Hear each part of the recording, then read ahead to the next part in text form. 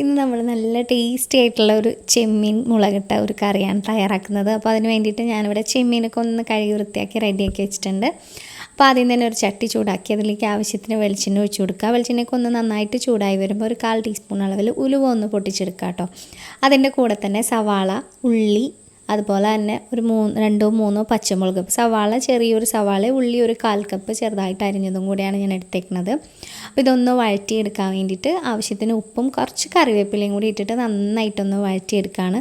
അപ്പോൾ ഇതിൻ്റെ കൂടെ തന്നെ ഒരു 1/2 ടീസ്പൂൺ അളവിൽ ഇഞ്ചി വെളുത്തുള്ളി നന്നായിട്ട് ചതച്ചതും കൂടി ചേർത്തിട്ട് ഒന്ന് വഴറ്റി എടുക്കുകയാണ് കേട്ടോ. അപ്പോൾ ആ ഒരു സമയത്ത് നമുക്കിതിലേക്കുള്ള പൊടികളൊക്കെ ഒന്ന് റെഡിയാക്കി എടുക്കണം. അതിലേക്ക് ഞാൻ മെയിനായിട്ട് ചേർക്കുന്നത് കാശ്മീരി ചില്ലി പൗഡറാണ്. അപ്പോൾ അതിൽ നിന്ന് ഞാൻ 1 ടേബിൾ സ്പൂൺ അളവിൽ നല്ല കളറുള്ള മുളക് പൊടിയാണ്. അധികം ഒരുപാട് എരിവൊന്നുമില്ല. അതിലേക്ക് തന്നെ ഒരു 1/4 ടീസ്പൂൺ അളവിൽ മഞ്ഞൾപ്പൊടിയും അതുപോലെ 1 ടീസ്പൂൺ ഫുള്ളായിട്ടുള്ള അളവിൽ മല്ലിപ്പൊടി എടുക്കുന്നുണ്ട്.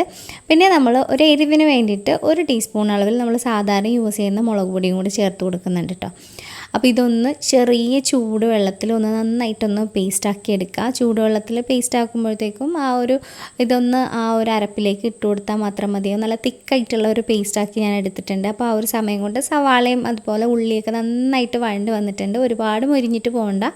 ചെറിയൊരു കളർ ചേഞ്ച് വരുമ്പോൾ തന്നെ നമ്മൾ നേരത്തെ മിക്സ് ചെയ്ത് വെച്ചിട്ടുള്ള ആ പൊടിയുടെ പേസ്റ്റും കൂടെ ഇതിലേക്ക് ചേർത്ത് കൊടുക്കുക. പൊടി പെട്ടെന്ന് എണ്ണയിലേക്ക് ഇട്ട് കൊടുക്കുമ്പോൾ കരിയാതിരിക്കാൻ വേണ്ടിയിട്ടാട്ടോ ഇങ്ങനെ ചെയ്തത്. അതാകുമ്പോൾ കറിക്ക് ആ ഒരു പൊടി നന്നായിട്ട് മൂക്കുകയും ചെയ്യും. ആ ഒരു കറക്റ്റ് പാകത്തിനുള്ള ഇത് കിട്ടും. ഇനി ഇതിലേക്ക് 2 തക്കാളി ഒട്ടും തന്നെ വെള്ളം ചേർക്കാതെ പേസ്റ്റാക്കിയതും കൂടെ ചേർത്തിട്ടുണ്ട്.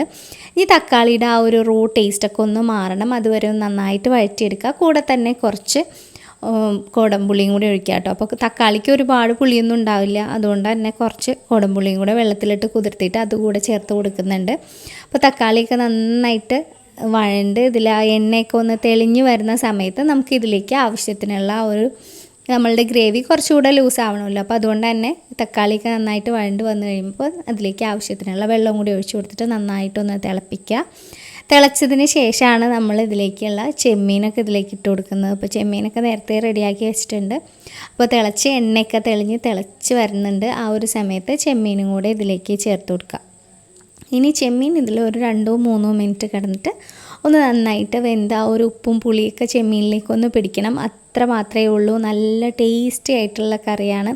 ഉലുവയൊക്കെ ഒന്ന് പൊട്ടിച്ചേക്കണം. കാരണം ഒരു പ്രത്യേക ഫ്ലേവർ തന്നെയാണ്. അപ്പോൾ ചെമ്മീനൊക്കെ ഒന്ന് വെന്തിട്ടുണ്ട്. നല്ലോണം എണ്ണയൊക്കെ തെളിഞ്ഞ് നല്ല സെറ്റായിട്ട് കിട്ടിയിട്ടുണ്ട്. ഇനി നമുക്ക് കുറച്ച് കറിവേപ്പില ഒന്ന് തൂകിയെടുക്കാം. ഇത്രയേ ഉള്ളൂ കേട്ടോ. നമ്മുടെ കറിയൊക്കെ റെഡി ആയിട്ടുണ്ട്. നല്ല സൂപ്പർ കറിയാണ്. ഊണിനൊക്കെ കൂടെ കഴിക്കാൻ പറ്റിയ ഒരു അടിപൊളി, ഊണിന് മാത്രമല്ല പുട്ട്, അപ്പം എല്ലാത്തിൻ്റെയും കൂടെ നല്ലൊരു അടിപൊളി കോംബോയാണ്.